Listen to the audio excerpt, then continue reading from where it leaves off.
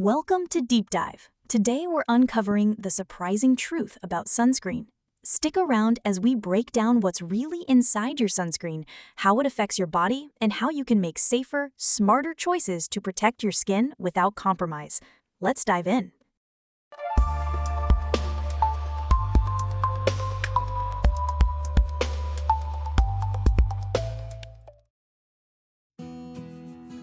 You've been told sunscreen blocks UV rays, reduces your cancer risk, and even prevents aging. Sounds like the perfect shield, right?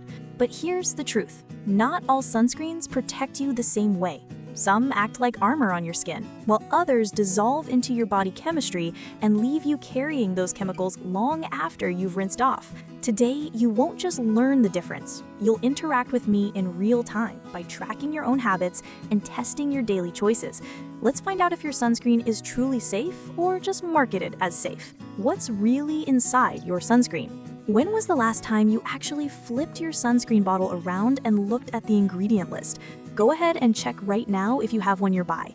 Take a moment, pause if you need to, and scan those small letters on the back. You might be surprised by what you see. Now, here's something most people don't realize. When you put on sunscreen, you're not just using a skincare product, you're starting a chemical experiment right on your own body. Ingredients like oxybenzone, octinoxate, and homosalate are common in a lot of popular brands. These aren't blocks that sit on your skin and bounce the sun away. Instead, they absorb UV rays, trigger a chain reaction, and let off that energy by turning it into heat under your skin's surface.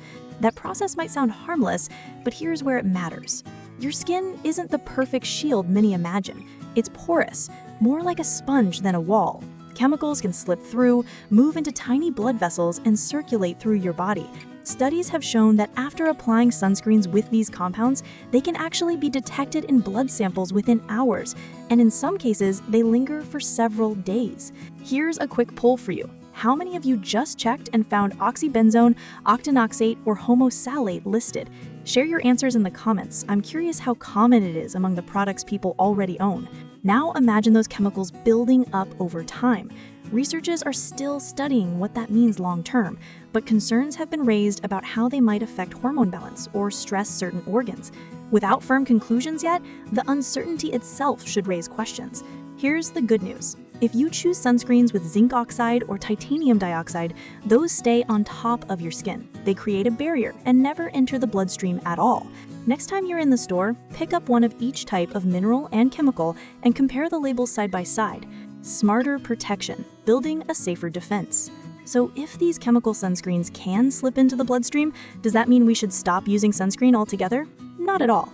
The goal isn't to throw it away. It's to choose products and habits that protect you without creating new problems inside your body.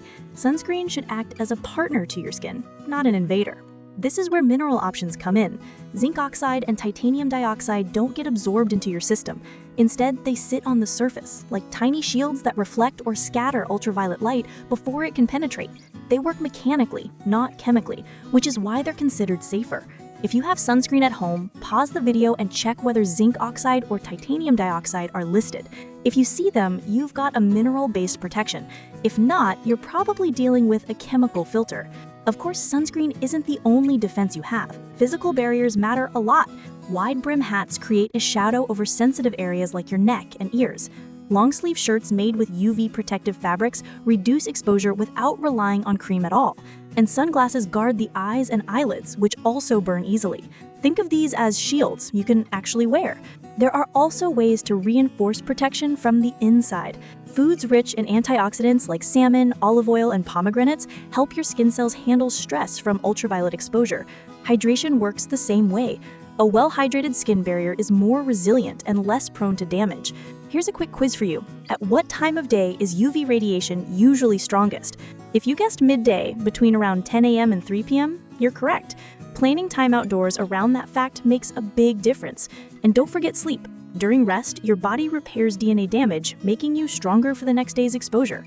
Now it's your turn. Share in the comments which sunscreen you've decided to swap to or what physical strategies you're already using. And a final conclusion. Protecting your skin isn't only about blocking sunlight. It's about choosing defenses that don't compromise your body in the process. Sunscreen should support your health, not introduce more risks. That means checking the labels you already own, replacing chemical formulas with mineral-based ones, and applying the simple lifestyle habits we discussed.